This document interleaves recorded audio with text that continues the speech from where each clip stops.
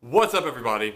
It is Beanstalk, and I'm here to talk about the movie that is on everyone's minds, of course, Shrek 5.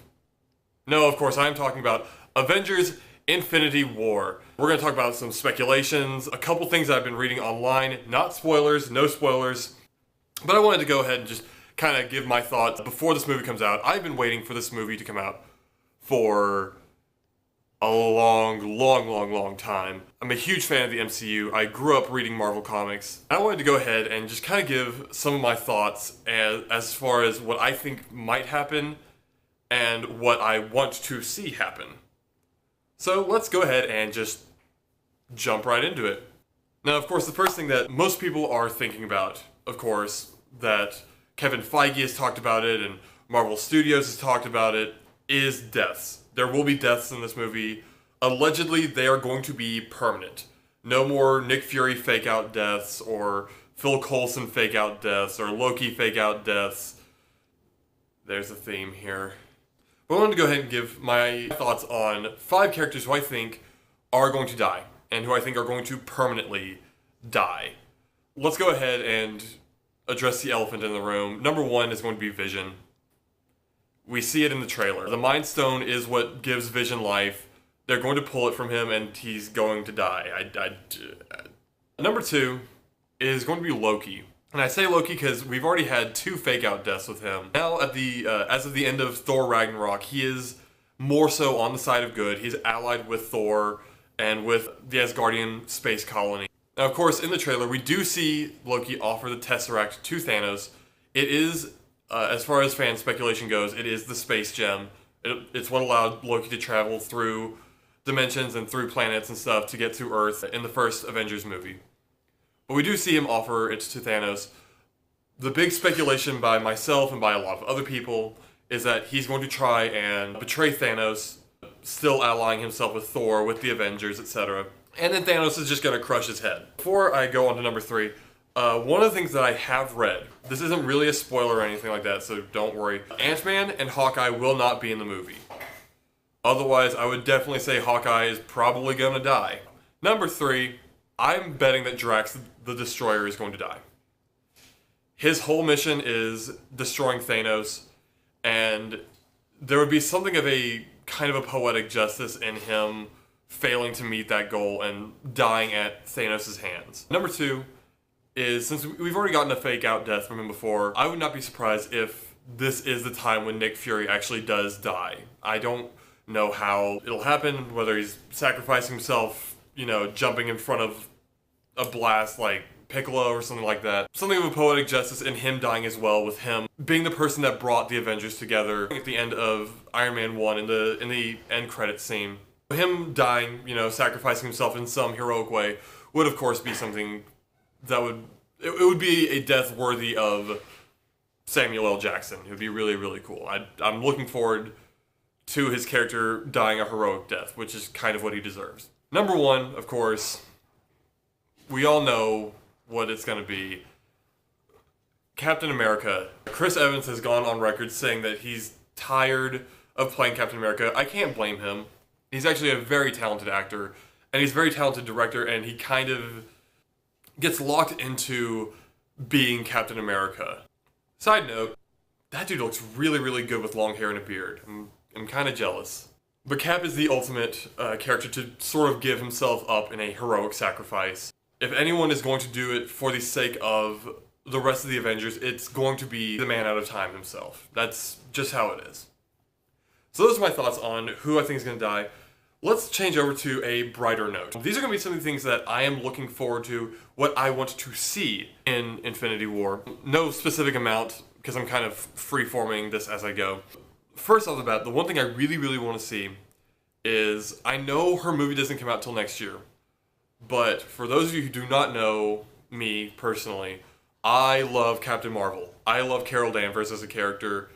I am so unbelievably hyped for the Brie Larson Captain Marvel movie that's coming out February of next year, maybe January. I want either to see her in full costume at maybe at the very end as sort of like a beacon to sort of signal her to come and fight Thanos herself, or some kind of throwback like we see like her symbol on like a computer screen or something like that, or a beacon going out to one of the space stations that belongs to SWORD or something like that. I just really want some kind of throwback to Captain Marvel, and then we'll get the prequel movie next year, early next year, and then we'll have her fully set up in time for Avengers 4, which comes out in May of next year. Second thing I want to see in Avengers Infinity War, I'm conflicted on this. I don't want to see it because I want to see the heroes win, but for the sake of the dynamic, I want to see Thanos get all 6 stones.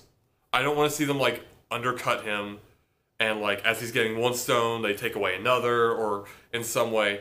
I want to see him become this omnipotent, omniscient creature. And I want to see how they fight that. I want to see how they combat that. I want to see them overcome literal, impossible, insurmountable odds. Number 3, I want to see some off-the-wall character interactions. Characters you would never really think to place together. You know, we've seen in the trailers, we see characters like Spider-Man and Doctor Strange have a quick back and forth. I want to see, just because I love the comic, I want to see Tony Stark interact with characters like Gamora and the other Guardians. I think that's going to be a really fun, really interesting, you know, worlds collide kind of interaction. Bye. But I'm really excited to see that sort of thing happen. Another thing I really want to see, they definitely hinted at the very least, the creation of Adam Warlock at the end of Guardians 2. And he's a really, really big part of the Thanos sort of cosmic mythology in the comics. And I kind of want to see how they bring in Adam Warlock. As far as I know, we don't have an actor for him yet. I know Matthew McConaughey was being considered for it, which would be a really strange but really cool choice, I think. He wound up turning it down to be in The Dark Tower. I feel like he's gonna regret that. But I really want to see, again, if nothing else, like what I said with Captain Marvel, I really want to see Thanos is like crushing Cap in his hands or something like that. You just see like a flash of light and you see like the silhouette of either Captain Marvel or Adam Warlock as they sort of descend, and then, you know, credits. I would love something like that. I'm told that from what I've read, again, no spoilers, I'm told that the movie ends on a massive, massive, massive cliffhanger.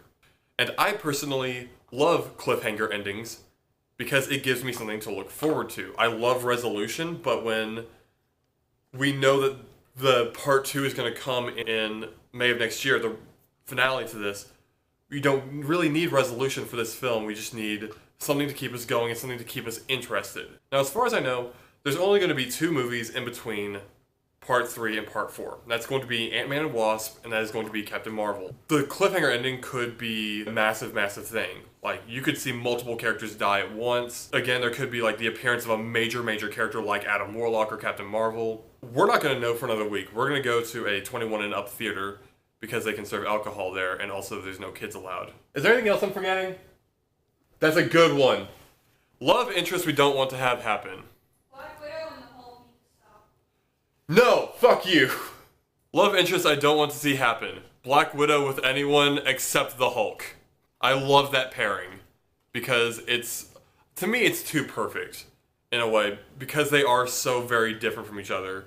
Natasha is such a cold, calculated, very systematic type person, and Bruce is just a scientist who kind of has to go with what the universe has given him, because he's been dealt a really, really shit hand.